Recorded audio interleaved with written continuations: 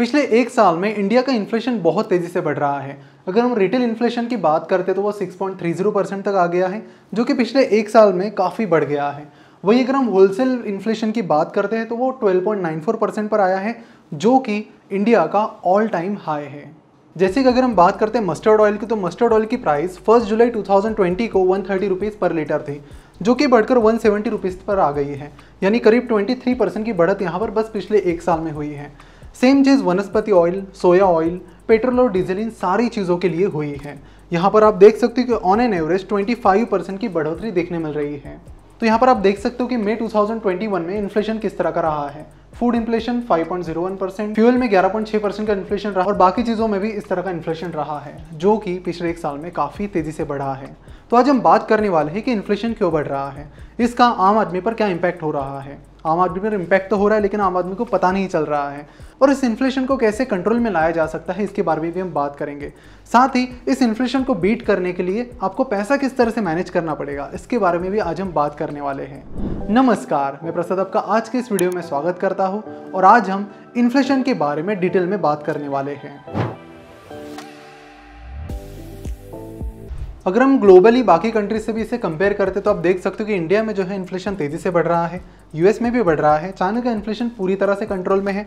अगर हम यहाँ पर रशिया और ब्राज़ील की बात करते हैं तो रशिया में इन्फ्लेशन थोड़ा वैसा का वैसा ही है, लेकिन ब्राज़ील में भी वो काफ़ी तेज़ी से बढ़ रहा है। यहाँ पे आप देख सकते हो कि अगर इंडिया का इन्फ्लेशन हम रशिया, ब्राज़ील, चाइना और यूनाइटेड स्टेट्स से कंपेयर करते हैं तो इंडिया का जो इन्फ्लेशन है थोड़ा आउट ऑफ कंट्रोल यहाँ पर हो रहा है। तो ज़रूरत है इसे कंट्रोल करने की और ये पता करने की कि इतने तेज़ी से ये बढ़ क्यों रहा है आखिर, तो उसके बारे में यहाँ पर बात करते हैं। अगर हम इन्फ्लेशन की बात करते हैं तो जनरली दो तरह के इन्फ्लेशन होते हैं। एक होता है डिमांड पुल इन्फ्लेशन, दूसरा होता है कॉस्ट पुश इन्फ्लेशन। ज़्यादातर कंट्रीज जब भी इन्फ्लेशन फेस करते तो कॉमन रीज़न उसके पीछे होता है डिमांड पुल, कि डिमांड अचानक से चीज़ों की बढ़ जाती है तो महंगाई भी बढ़ जाती है। लेकिन करंटली जो रीज़न है इन्फ्लेशन के पीछे वो यहाँ पर डिमांड पुल नहीं बल्कि है कॉस्ट पुश, यानी कुछ चीज़ों की प्राइसेस बढ़ गई है और जब कुछ पर्टिकुलर चीज़ें जिन पर इकोनॉमी काफ़ी तरह से निर्भर होती है उनकी प्राइस बढ़ जाती है तो अल्टीमेटली इन्फ्लेशन बढ़ने लगता है। तो सवाल आता है कि इस कॉस्ट पुश इन्फ्लेशन के पीछे मेन रीज़न क्या है, और वो मेन रीज़न है क्रूड ऑयल। क्रूड ऑयल की प्राइस पिछले कुछ टाइम से काफ़ी तेज़ी से बढ़ रही है। यहाँ पर आप देख सकते हो कि पिछले 5 सालों में क्रूड ऑयल की प्राइस $50 पर बैरल के करीब चल रही थी, लेकिन यहाँ पर अचानक कोरोना वायरस आने की वजह से कई सारी कंट्रीज़ में पेट्रोल, डीजल और क्रूड ऑयल की जो डिमांड है वो कम हो गई। अब उस डिमांड कम होने की वजह से प्राइस जो है वो बहुत कम हो गई और आकर $17 पर बैरल तक आ गई। तो यहाँ पर क्रूड ऑयल की प्राइसेस मतलब लगभग $50 पर बैरल की रेंज से $17 पर बैरल पर आने की वजह से पेट्रोल और डीजल की प्राइसेस यहाँ पर काफ़ी ज़्यादा कम हो सकती थी। 35 रुपीज़ टू 40 रुपीज़ पर लीटर तक आ सकती थी। लेकिन यहाँ पर गवर्नमेंट को लगा कि कोविड-19 की वजह से इंडिया का जो रेवेन्यू है, मतलब इंडियन गवर्नमेंट का रेवेन्यू, वो कम हो सकता है काफ़ी हद तक। तो उसे अगर हमें कहीं ना कहीं से एडजस्ट करना है तो ये काफ़ी अच्छा तरीका है कि यहाँ पर एक्साइज ड्यूटी बढ़ाई जाए। और फिर गवर्नमेंट ने यहाँ पर पेट्रोल पर 100% एक्साइज ड्यूटी बढ़ा दी और डीजल पर 70% एक्साइज ड्यूटी बढ़ा दी। अब इस एक्साइज ड्यूटी बढ़ाने की वजह से हालांकि गवर्नमेंट के कलेक्शन में तो काफ़ी इजाफा हुआ है, लेकिन अल्टीमेटली इंडिया में आप कोई भी चीज़ देख लो वो ना ट्रांसपोर्ट यानी लॉजिस्टिक पर डिपेंड होती है। आप जो भी खाना खाते हो उसके लिए जो भी फ्रूट्स या जो भी वेजिटेबल्स आते हैं वो जनरली कहीं ना कहीं से ट्रांसपोर्ट होकर आते हैं। जो भी आप कपड़े पहनते हो या फिर घर बनाने के लिए हमारी जो बेसिक नीड्स है, फूड, शेल्टर, क्लॉथेस, उन सब के लिए जो भी चीज़ें हमें चाहिए वो सारी चीज़ें कहीं ना कहीं ट्रांसपोर्ट से जुड़ी है।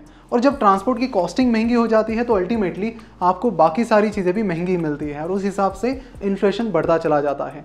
तो क्रूड ऑयल एक मेन रीज़न है जिसकी वजह से यहाँ पर जो इन्फ्लेशन है वो काफ़ी तेज़ी से बढ़ रहा है। बिकॉज प्रॉब्लम क्या हुआ कि जब तक प्राइस यहाँ तक थी तब तक तो ठीक था, लेकिन जैसे ही क्रूड ऑयल की प्राइसेस बढ़ने लगी वैसे वैसे अल्टीमेटली पेट्रोल और डीजल की प्राइसेस बहुत ज़्यादा बढ़ चुकी थी। बिकॉज गवर्नमेंट ने जब यहाँ पर जो टैक्सेस लगाए थे वो क्रूड ऑयल की प्राइस यहाँ जाने के बाद कम नहीं किए, वो वैसे के वैसे ही है। तो टैक्सेस बहुत ज़्यादा है और यहाँ पर क्रूड ऑयल की प्राइसेस भी बढ़ रही है। तो इसका एक जो कॉम्बिनेशन है वो ये है कि इन्फ्लेशन।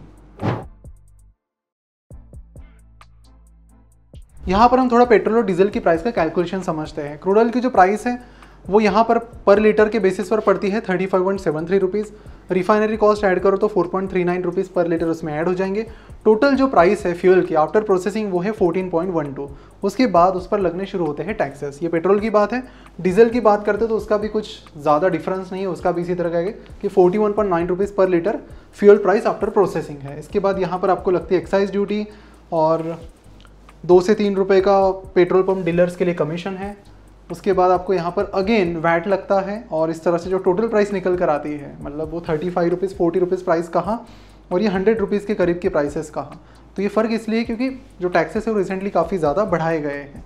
यहाँ पर हमारा कोई भी मकसद नहीं कि इस पर्टिकुलर टॉपिक को पॉलिटिकल बनाए। जो चीज़ें हैं, जो रीज़न्स है उसको हम समझाने की कोशिश करेंगे, साथ ही जो सोल्यूशन है उनके बारे में हम आगे बात करेंगे। यहाँ पर आप देख सकते हो कि अचानक से जो पिछले साल जो एक्साइज ड्यूटी बढ़ाई गई थी उसका स्पाइक कितना तेज़ी से रहा है। और आपको बता दूं कि इस प्राइस बढ़ाने की वजह से जो गवर्नमेंट का जो एक्साइज ड्यूटी कलेक्शन है उसमें पिछले साल के कंपैरेटिवली अभी 88% का इजाफा हुआ है। तो काफ़ी सारे जो बिजनेसेस के स्लो डाउन होने की वजह से गवर्नमेंट को कई जगह पर या काफ़ी कुछ महीनों में लॉकडाउन की वजह से जो नुकसान हुआ वो यहाँ पर क्लियरली काफ़ी कुछ रिकवर हो गया। अब इनफैक्ट गवर्नमेंट के लिए तो काम चल गया, लेकिन लोगों के लिए यहाँ पर काम नहीं चला। लोगों को काफ़ी ज़्यादा प्रॉब्लम्स का यहाँ पर सामना करना पड़ रहा है कि क्योंकि पेट्रोल डीजल की प्राइस इतनी ज़्यादा बढ़ गई है तो हर एक चीज़, कहीं पे जाना है, कुछ लेना है तो चीज़ें महंगी होती जा रही हैं। पहले लोग खुश हो जाते थे जब उन्हें शादियों में कोई गाड़ी गिफ्ट करता था, 2 व्हीलर या समथिंग, लेकिन आज अगर उन्हें 2 व्हीलर मिलती है तो बोलते कि भैया 2 व्हीलर मत दो, कोई और चीज़ दो, क्योंकि उसके लिए पेट्रोल डीजल का पैसा हमारे पास नहीं है। आज के इस वीडियो के प्रायोजक है कॉइनस्विच कुबेर, जहां से आप 75 से भी ज्यादा क्रिप्टो करेंसीज में इन्वेस्ट कर सकते हो और ये इंडिया का सिंपलेस्ट क्रिप्टो करेंसी एक्सचेंज है। यहाँ पर आप 100 रुपए से भी क्रिप्टो करेंसीज में इन्वेस्ट कर सकते हो। कंपनी ने अपना UI बहुत ही सिंपल बनाया है, जिससे आप जिस तरह से फूड ऑर्डर करते हो उसी तरह से बड़ी आसानी से क्रिप्टो करेंसीज में इन्वेस्ट कर सकते हो। पिछले 11 महीनों में कॉइनस्विच कुबेर से 80 लाख कस्टमर्स जुड़ चुके हैं। नीचे डिस्क्रिप्शन में दी गई लिंक पर क्लिक करके साइन अप करने पर आपको 50 रुपीज़ मिल जाएंगे। साथ ही किसी को आप रेफर करते तो उसकी भी आपको 50 रुपये मिल जाएंगे। यहाँ पर इंस्टेंट विड्रॉल और डिपॉजिट की फैसिलिटी भी अवेलेबल है। जहाँ तक बात है RBI के रेगुलेशंस की, तो RBI के अनुसार क्रिप्टो करेंसीज में इन्वेस्ट करना इंडिया में लीगल है, बस आप उसे लीगल टेंडर के तौर पर इस्तेमाल नहीं कर सकते। जल्दी RBI भी अपनी एक अलग क्रिप्टो करेंसी लेकर आने की प्लानिंग में है। कॉइनस्विच कुबेर की बात है तो ये क्रिप्टो करेंसी एक्सचेंज अपना ऑपरेशन एक्सपांड कर रहा है और रिसेंटली उन्होंने अपना बिजनेस बेंगलोर में बढ़ा दिया है। अब यहाँ पर प्रॉब्लम ये हो गई कि ये डिमांड पुल इन्फ्लेशन नहीं है, ये है कॉस्ट पुश। ये प्रॉब्लम क्यों आती है आपको बता देता हूँ कि जब भी डिमांड पुल इन्फ्लेशन आता है तो उसको काफ़ी हद तक RBI कंट्रोल करती है। अगर ये डिमांड पुल इन्फ्लेशन है तो इन्फ्लेशन मतलब कई बार RBI की कुछ पॉलिसीज होती है उसकी वजह से बढ़ता भी है और उससे कम भी होता है। जब जब कभी डिमांड पुल इन्फ्लेशन आता है तो RBI कई बार जो इंटरेस्ट रेट है वो बढ़ा देती है। अब इंटरेस्ट रेट बढ़ जाएगा तो उसके बाद जो लोन की डिमांड है वो कम हो जाएगी और उसके बाद लोन की डिमांड कम हो गई तो जो इजी एक्सेस है पैसों का वो शायद उतना जल्दी नहीं मिल पाएगा और उसकी वजह से बाकी चीज़ों की जो डिमांड है वो भी कम होती चली जाएगी। और ऐसे में जो ज़्यादा डिमांड मार्केट में हो रही थी और ज़्यादा डिमांड की वजह से इन्फ्लेशन आ रहा था वो ओवरऑल RBI की पॉलिसीज़ की वजह से कंट्रोल हो रहा था। लेकिन यहाँ पर ऐसा कोई भी ऑप्शंस नहीं दिख रहा बिकॉज यहाँ पर डिमांड का ज़्यादा लेना देना है ही नहीं। इनफैक्ट कोविड-19 की वजह से तो कई सारे लोगों की जो सैलरीज़ हैं वो कम हो गई हैं, कई सारे लोग जॉबलेस भी हो गए हैं। हालांकि इम्पैक्ट उतना शुरुआती कुछ महीनों में काफ़ी था, लेकिन अभी हालांकि इंडिया में स्थिति काफ़ी अच्छी है, लगातार जो रिकवरी है वो भी काफ़ी हो रही है। IT सेक्टर में तो बूम चल रहा है, तो वहाँ पर तो फायरिंग्स तो नहीं बल्कि हायरिंग्स बहुत ज़्यादा चल रही है। तो अल्टीमेटली इंडिया को उतना ज़्यादा इम्पैक्ट नहीं फेस करना पड़ा इन्फ्लेशन का, ये एक अच्छी बात है। बट यहाँ पर मेन पॉइंट ये है कि जब RBI हर बार RBI का एक टारगेट ये था कि इन्फ्लेशन को 4% के ±2 के रेंज में रखना है, यानी 2 से 6% के रेंज में रखना है। यहाँ पर जो इन्फ्लेशन फिलहाल है रिटेल इन्फ्लेशन वो 6.2% के करीब है, यानी RBI का जो टारगेट था उसके ऊपर ही इन्फ्लेशन चला गया है। अब हालांकि अगर ये डिमांड पुल इन्फ्लेशन रहता तो RBI तुरंत कुछ एक्शंस लेकर यहाँ पर सोल्यूशन निकाल भी सकती थी, लेकिन यहाँ पर RBI के हाथ में ज़्यादा तो कुछ तो नहीं दिख रहा है। तो इंटरेस्टिंग रहेगा कि फिर इन्फ्लेशन ये कैसे कंट्रोल होगा। तो अब सवाल आता है कि इस इन्फ्लेशन को कैसे कंट्रोल किया जा सकता है।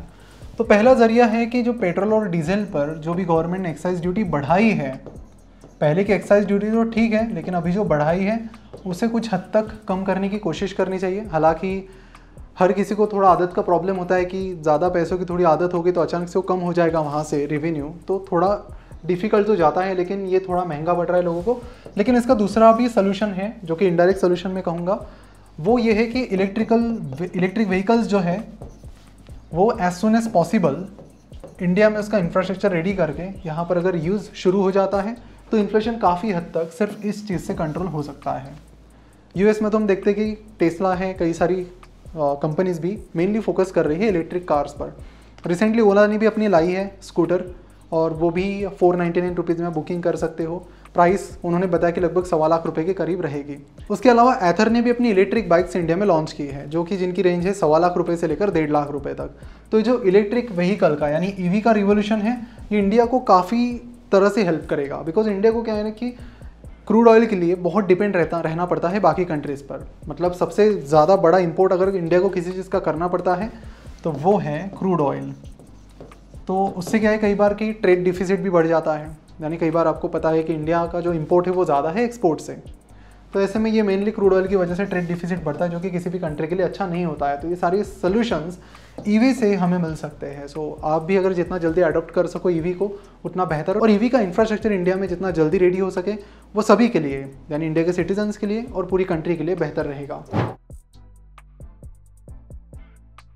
कि अंदर ही अंदर आपका पैसा खा रहा होता है और आपको पता भी नहीं चलता। कई लोगों को लगता है कि ये जादू है, लेकिन ये जादू नहीं, इन्फ्लेशन है। अगर आपने 1 करोड़ रुपए रखे हैं अपने पास और 5% का इन्फ्लेशन रेट अगर हम अज्यूम करते हैं, जो कि अभी 6.3 चल रहा है, लेकिन ऑन एन एवरेज 5% का हम अज्यूम करते हैं, और 15 साल बाद फिर उस 1 करोड़ की वैल्यू जो है वो रहेगी सिर्फ 48 lakh rupees.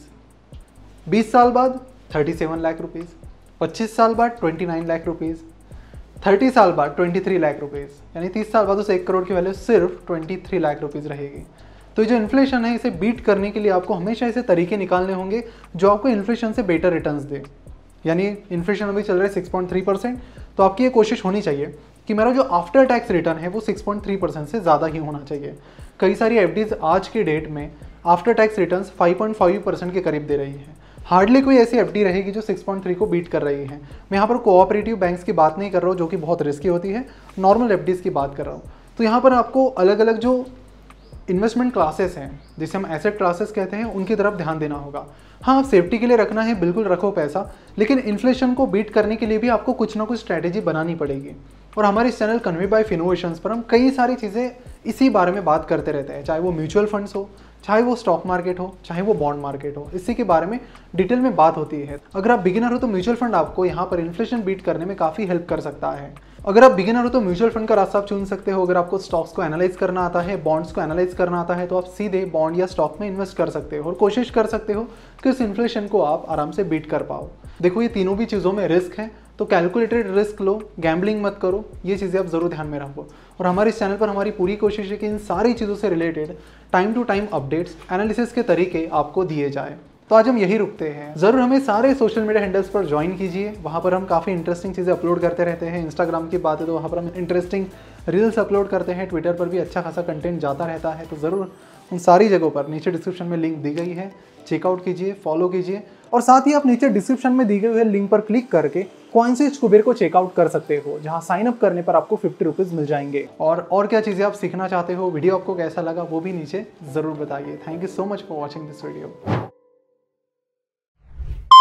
Am I getting covered completely? Yes or no? यहाँ पे करना पड़ेगा पहला वाला। लोग बोल रहे भाई शक्तिमान बन गए, इधर से उधर, उधर से इधर। खत्म है ये।